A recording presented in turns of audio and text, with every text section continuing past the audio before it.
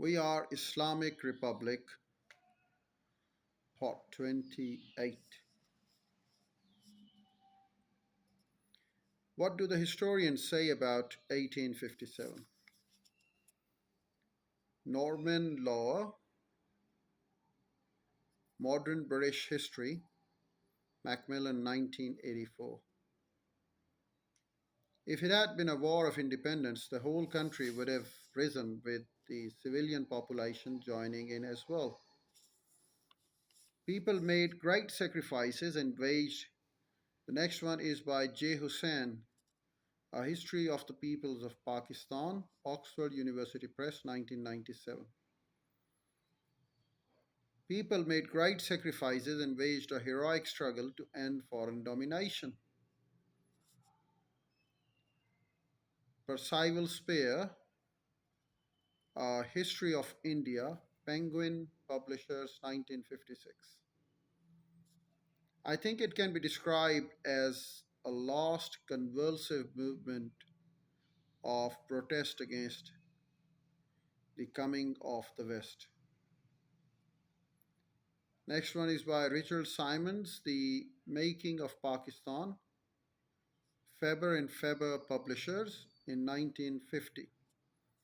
The mutiny unreasonably and disastrously hardened British feeling against the Muslims. The next one is by S.F. Mahmood, A Concise History of Indo-Pakistan, Oxford University Press, 1988.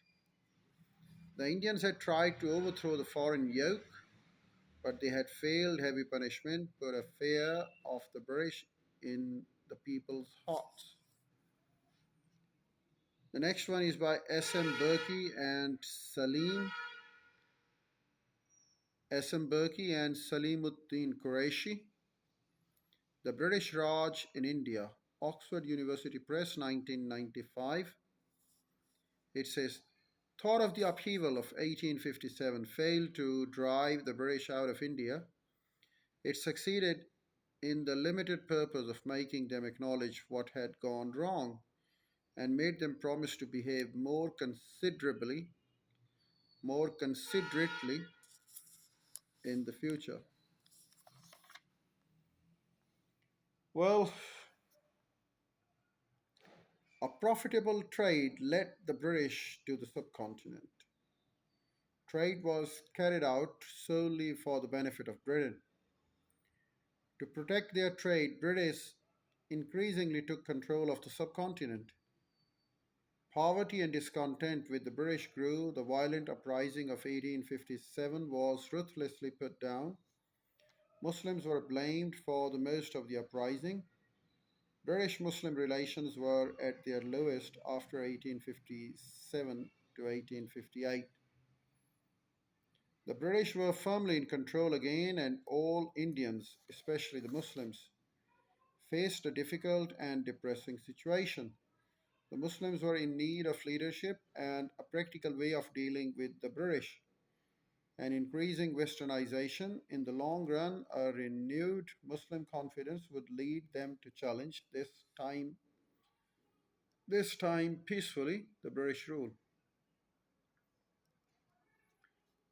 Realism and confidence. Sir Syed Ahmad Khan and the Aligarh movement. The position of Muslim was worsened by the violent events in 1857. In spite of no real evidence, the British blamed Muslims more than the Hindus for the rebellion. One of the reasons for this was that the Muslims had proclaimed Bahadur Shah Zafar, the Mughal emperor.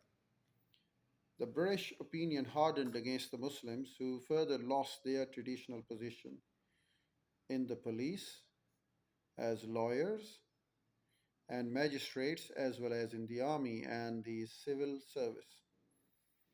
Many Muslim families suffered great hardship. They believed the British were trying to undermine their religion. Many Muslims did not wish to cooperate with the British, and their relation with the British rulers was very strained.